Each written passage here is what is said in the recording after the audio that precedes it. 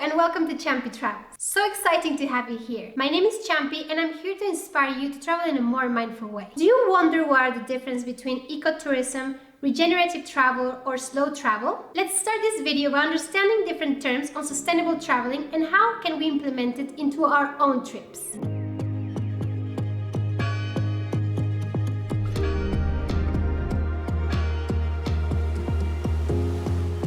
It seems lately that we are hearing more about the terms sustainable tourism, sustainable travel, or ecotourism around Mexico and the world. There are regions where it has been implemented for years, but others that are just starting to hear about the issue, especially after the pandemic. So, are you ready to join the intrepid future of tourism, focus on mindful and conscious travel? Then keep watching. So first things first, what exactly is sustainable tourism? It is a way of traveling and exploring a destination while respecting its culture, its environment, and the communities that depend on the place that you are visiting. It is an important and conscious way of traveling, as these trips are not only made for the benefit of the traveler or for his own or her own experience. On the contrary, visiting these destinations and places should also benefit the place itself. Most people think about sustainability as a way of minimizing our footprint, and it does encompass that, but it is so much more. Sustainability strives to have a balance between economic growth, human well-being, and environmental health, planning to reduce the negative impact that tourism brings to a place and maximize its positive benefits for the community,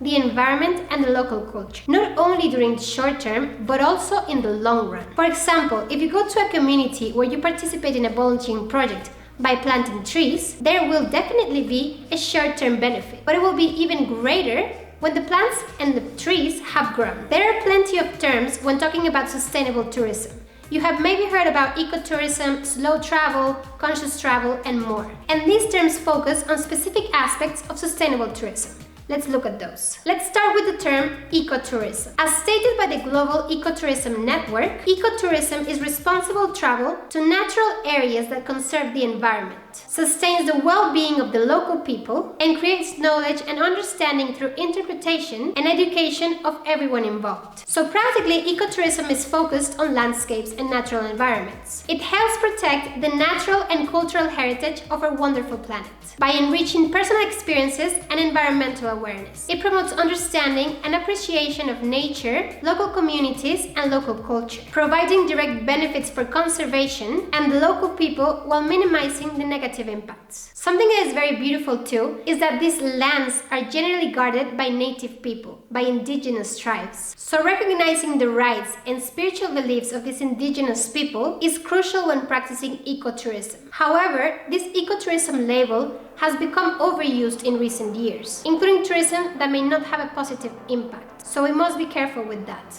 Let's talk now about slow travel. Slow tourism is a complement and part of sustainable travel, and it is an approach to mindful travel which involves traveling in a slower pace for a longer period of time. And this helps you as a traveler to have more deep, genuine, and enriching experiences. This authentic and mindful traveling emphasizes on local connection, on having a real connection with the local people, of understanding their cultures, their traditions. It's based on being aware of your surroundings, on everything that you're being surrounding at this moment. These sort of trips have a much more deeper emotional impact and seek to persist sustainability not only for the local communities, but also for the environment. When people travel, a lot tend to only think about what their experience is going to be for them, and they don't really think about anything else. And sadly, many trips are just exactly made for that, for saying I was there, for rushing there and then not really bringing anything or any benefit for the community itself. But what many people do not realize is that traveling in that pace may be a huge obstacle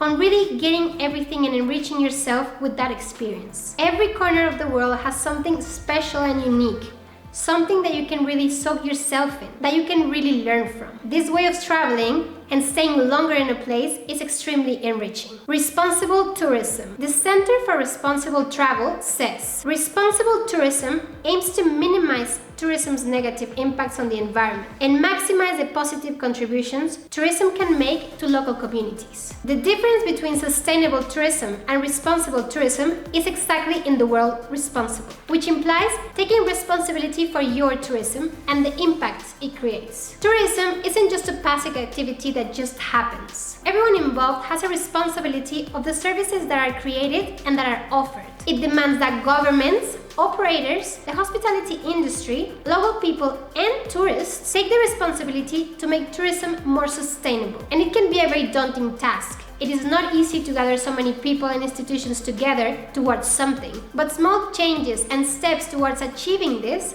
has proven positive in many regions around the world. Conscious tourism. Conscious travel occurs when we are mindful and conscious about our actions when making tourism, and it applies to visitors but also as locals. This type of travel respects all aspects of the place that you're visiting: the culture, the environment, even the economy. And this requires an effort that starts long before arriving to the destination and after you have already left. By researching before and trying to understand as much as you can about the place that you're visiting, and by taking the knowledge that you acquired while being there and maybe applying it to some part of your life once back home. It is about making choices in your travelings in a way that is conscious of the impacts and the alternatives that you have while traveling, of the choices you make, and so bring benefit towards that heightened awareness. By understanding your impacts, whether they're positive or negative, you can then make choices about what you're doing and about your actions. You will choose how you impact the local population, the local culture, and the local environment. And in a conscious traveling, you choose it to do it in a positive way. Regenerative tourism. How can tourism be regenerative? No one wants to travel to damaged or polluted places, right? So is it possible to travel without damaging the environment? Yes. Also, can tourism benefit from the places that we visit? Tourism has always been seen as this money-generating machine across the world. However, in recent times, we have actually understand and noticed that sustainability can also get in line in here and add value to this sector. Environmentally responsible and affordable tourism is actually possible, and regenerative tourism represents a sustainable way of traveling and discovering new places. The main goal for this type of visitors is to have a positive impact to the places that they visit, to the places that they are going for holidays or for staying longer periods of time. But most importantly is to leave this place better than it was when they first arrived there. It is much more than not damaging the place that you're visiting, but you are actually wanting to revitalize it in some way. And the word says it all: regenerative.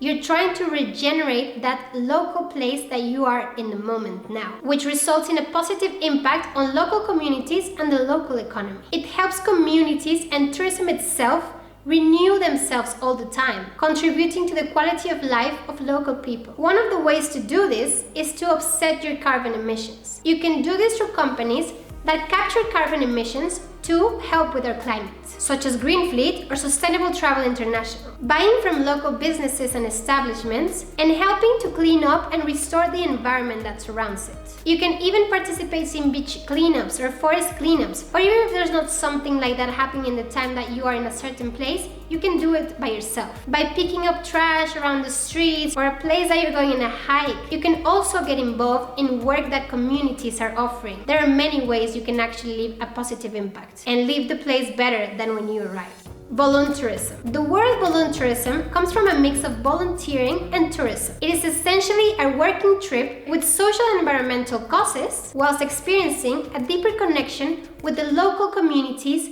the culture, and the environment, as well as with conservation. Unfortunately, people and organizations have taken advantage of this desire for people to help. So it's really important to make your research and know what kind of voluntourism organization you are going to look for a real and ethical change-maker volunteer project. So have you practiced any of these types of traveling? Share it in the comments below so myself and other travelers can get inspired from what you have been doing. As a society, we are becoming increasingly more aware that we need to do something good for the planet, even when we are on holidays. And traveling sustainable is not just possible.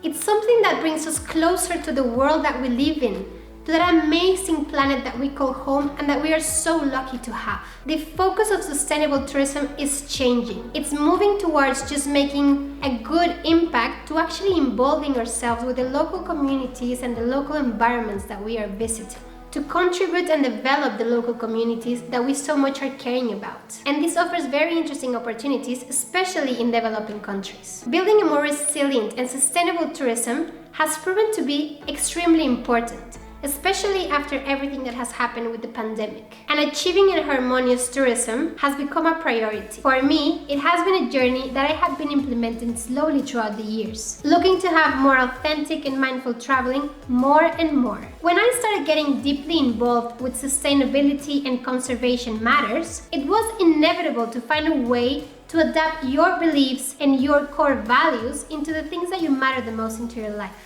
In this case, into my traveling. The desire to travel is still very present in people around the world, but we must be more demanding on what we need from tourism. Looking for sustainable practices on the services that are provided when we are traveling is very important.